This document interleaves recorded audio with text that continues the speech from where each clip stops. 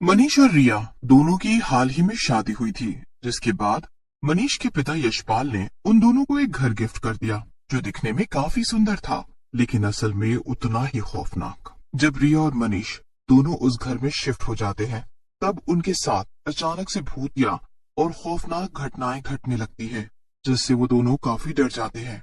एक सुबह जब रिया बालकनी में पौधों को पानी डालती है, तभी कितने सुंदर है ये सारे पौधे, वाकई में बहुत अच्छा घर गिफ्ट किया है पापा जी ने हम दोनों को। मैं तो इस बालकनी में और ढेर सारे सुंदर सुंदर पौधे लगाऊंगी।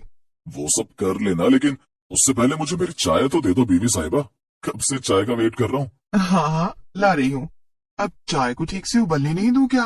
कैसी बातें करते हो तुम भी मनीष। चाय ठीक से उबलेगी तभी तो उसमें डाले गए अदरक और इलायची का स्वाद आएगा। लेकिन जब रिया रसोई में चाय को देखने जाती है, तभी वो चाय को पूरी तरह काली हुई देखकर हैरान रह जाती है। अरे ये क्या, ये चाय अचानक से काली कैसे हो गई? मैंने तो इसमें दूध डाला था। नहीं रिया, दूध डालने के बाद चाय का रंग बदल जाता है। लगता है तुम दूध डालना भूल गई होगी। नहीं मनीष, मेरा यकीन करो, मैंने दूध डाला था, फिर भी ये चाय काली हो गई। अब कोई बात नहीं, इस पर बहस मत करो अब, और जल्दी से चाय और टोस्ट दे दो, बहुत भूख लगी है। ठीक है मनीष, मैं अभी इसमें और दूध डालती हूँ। रिया उस काली चाय में दूध डालकर मनीष को दे देती है।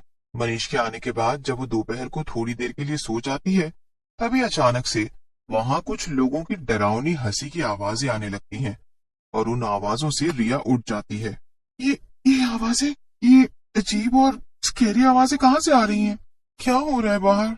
रिया उठकर बाहर जाती है। तभी वो घर के गार्डन एरिया में एक आदमी को देखती है, जिसकी पीठ रिया की तरफ होती है।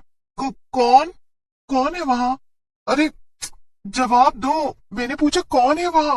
वो आदमी रिया की बातों का जवाब ही नहीं देता है, जिस कारण रिया बहुत घबरा जाती है।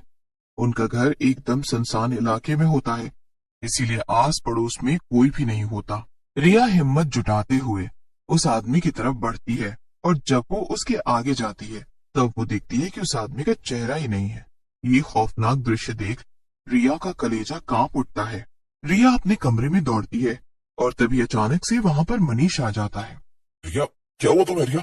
इतनी इतनी कांप क्यों रही हो तुम? मनीष, मनीष, वो बाहर मैंने मैंने वो क्या रिया? अभी अभी मैंने बाहर एक आदमी देखा, जिसका कोई चेहरा ही नहीं था, न आंखें, न नाक, न मुंह। क्या ये तुम कैसे बेसर पैर की बातें कर रही हो रिया? अरे अभी अभी मैं आया हूँ, मुझे हमारे घर के बाहर या आसपास कोई नहीं दिखा। तुम भी ना बहुत ज्यादा हॉरर मूवीज देखने का नतीजा यही होगा। नहीं मनीष, ये सब हॉरर मूवीज देखने का नतीजा नहीं है, मेरा विश्वास करो, मैं झूठ क्यों बोलूंगी तुमसे। रिया, ये सब तुम्हारा वहम है और कुछ नहीं। हमारे सुंदर से घर को अपनी फालतू की वहमी बातों से एक खौफनाक घर मत बनाओ, समझे तुम? मैं यहाँ मेरी फाइल लेने आया था, जो मैं भूल गया था।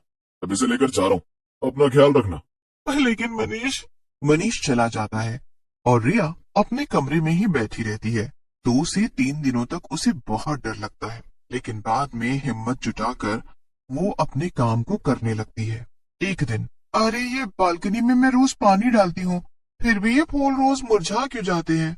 आखिर माजरा क्या है? मुझे तो कुछ समझ ही नहीं आता। खैर, मनीष ने कहा है मुझे ज्यादा दिमाग की गोली नहीं दौड़ाने हैं।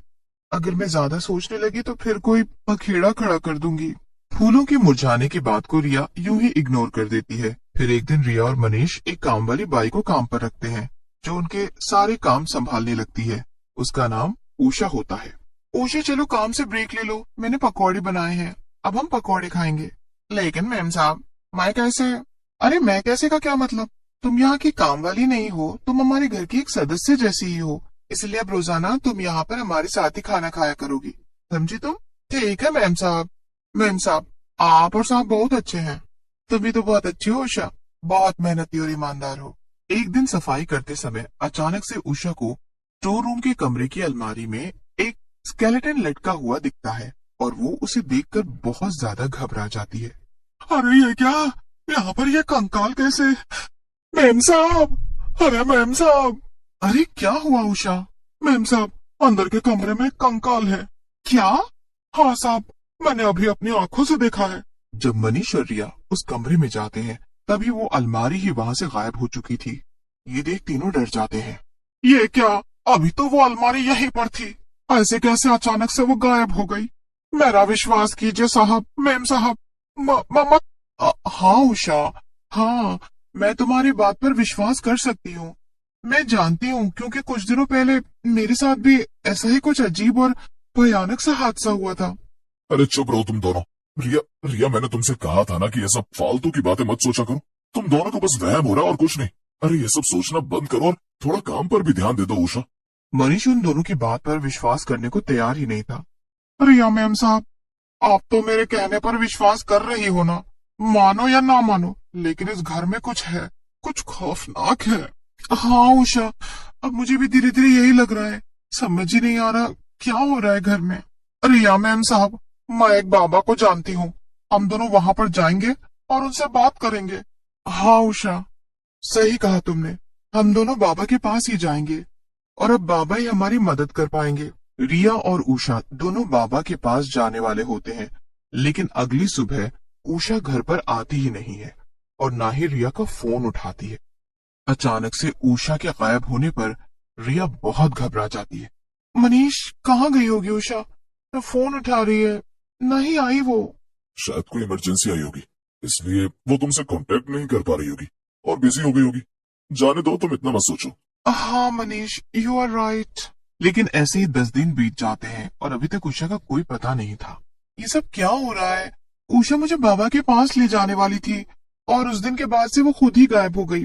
मेरे पास केवल उसका फोन नंबर है। मैं तो ये तक नहीं जानती कि वो रहती कहाँ है।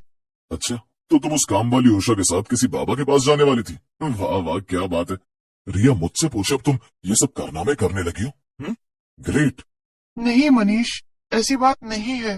वो उषा ने उसने मुझे बताया था कि कहीं कोई बाबा है जो हमारे घर में रह रहे भूत से हमें छुटकारा दिलाएंगे, है ना रिया? अरे चुप रहो तुम रिया। तुम ना अपना ये ख्याली पुलाव पकाना बंद करो। ये भूत प्रेत चुड़ैल ये सब कुछ नहीं होता। अरे थोड़ा प्रैक्टिकल बनो लाइफ में। घर में रह रहकर तुम्हारा दिमाग और खराब होता जा रहा है। मैं तो कहता हूँ कोई जॉब या कोई काम शुरू कर दो। कम से कम उसमें बिजी तो रहोगी और इन सब फालतू की बातों को सोचोगी भी नहीं। और अब नई काम वाली ढूंढो। मुझे नहीं लगता कि वो उषा आएगी। वो अपने पैसे लेकर चली गई। अगली काम वाली को पैसे ही मत देना, महीने के अंत में ही देना। हम इस एरिया में नए हैं और हम किसी पर भी भरोसा नहीं कर सकते अभी। हाँ मनीष, मैं यही करूंगी अब। मुझे लगा नहीं था कि उषा मुझे इस तरह धोखा देगी। अब थोड़े दिन बाद अमावस की रात आती है। उस रात मनीष थक हार कर घर आता है। तभी रिया, वो मेरा पुराना संदूक है। मुझे उस संदूक में रखे कुछ जरूरी कागज चाहिए। मनीष, शिफ्टिंग करते समय शायद हमने उस संदूक को स्टोर रूम में ही रखा था। तुम एक बार स्टोर रूम में चेक करो ना जाकर। मनीष स्टोर रूम में जाकर चेक करता है। तभी उसे वहां पर फर्श में से एक आईना निकलते हुए दिखता है और ये डरावना दृश्य देखकर वो एकदम से चकित रह जाता है। ये क्या? ये फर्श में से आईना कैसे निकल रहा है? ये सब क्या हो रहा है? बहुत फालतू की बातें लगती है ना तुम्हें।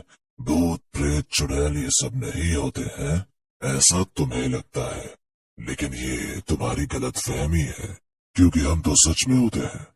और अब मैं तुम्हें हमारी दुनिया में ले जाऊंगा। क्या? हाँ, ये जगह जहाँ तुम्हारा घर बना है, ये कई सालों पहले एक कब्रिस्तान था और इसकी जमीन के नीचे कई सारी काली शक्तियों का वास है। लेकिन वो आईने का भूत मनीष को माफ नहीं करता और वो उसे अपने पास खींचकर आईने में कैद कर देता है। बहुत देर तक मनीष के बाहर ना आने के कारण रिया स्टोर रूम में आती है। तभी वो मनीष को आईने में कैद देखकर चौंक जाती है। मनीष, ये तुम इस आईने में कैसे कैद हो गए हो? रिया, मैं इस आईने में कैद भूतिया दुनिया में हूँ। हमारा घर जिस जमीन पर बना है वो कई सालों पहले कब्रिस्तान था। मुझे इन भूतों ने अपनी गिरफ्त में कर लिया है। मुझे बचा लो रिया। इन्होंने ही बेचारी उषा को मारा है, क्योंकि वो तुम्हें बाबा के पास ले जा रही थी। मुझे तुम्हारी और उषा की बातों पर विश्वास करना चाहिए था, लेकिन मैंने नहीं किया। नहीं, ये नहीं हो सकता।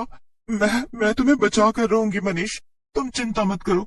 हमारे घर के पास ही एक मंदिर है, मैं वहां से गंगा जल लाती हूँ। रिया घर के बाहर कदम रखने ही जा रही होती है कि तभी अचानक से जमीन से एक हाथ निकलता है और वो रिया के पैर पकड़ लेता है और उसे रोकने की कोशिश करता है। नहीं नहीं, छोड़ो मेरा हाथ। संकट मोचक हनुमान की जय, संकट मोचक हनुमान की जय।